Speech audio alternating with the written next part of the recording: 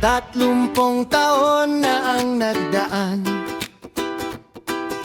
mula nang lisanin ang ating paaralan. Dati-rati sabay tayong nangangarap, ngayon may sarili ng buhay at pagsisikap.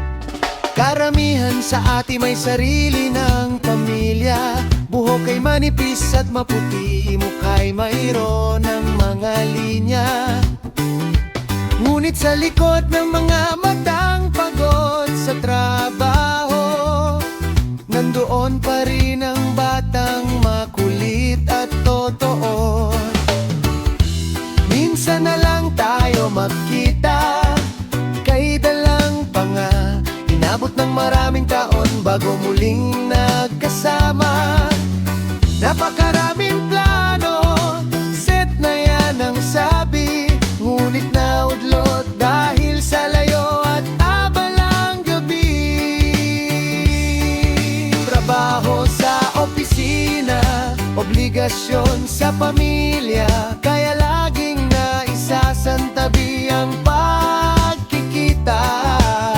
Kaya sa chatbox na lang muna ang ating kamustahan, sa likod ng screen doon tayo nagtatawanan. Sana ay dumating ang tamang panahon na muling magtagpo ang ating mga kahapon, sa tabing dagat, sa ilalim ng asul na langit. Magpipiknik tayo, walang pagmamadaling bit-bit.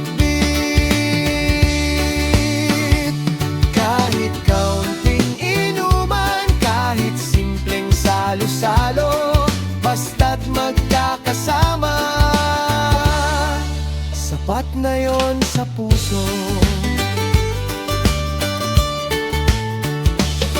Magkwentuhan tayo ng mga karanasang dumaan, ang mga paglalakbay at mga hirap na nilabanan.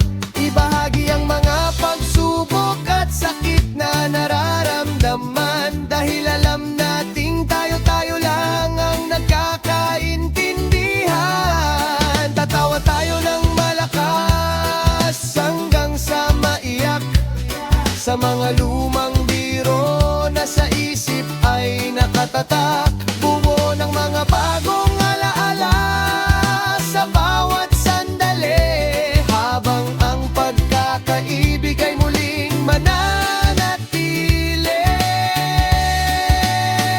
Hindi man natupad ang mga planong nakaraan, ang mahalaga'y buhay pa ang ating ugnayan.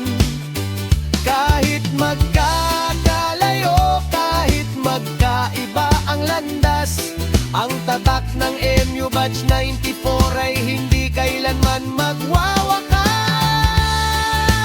Sana ay dumating ang tamang panahon na muling magtagpo ang ating mga kahapon, sa tabing dagat, sa ilalim ng asul na langit. Magpipiknik tayo, walang pagmamadaling bit-bit.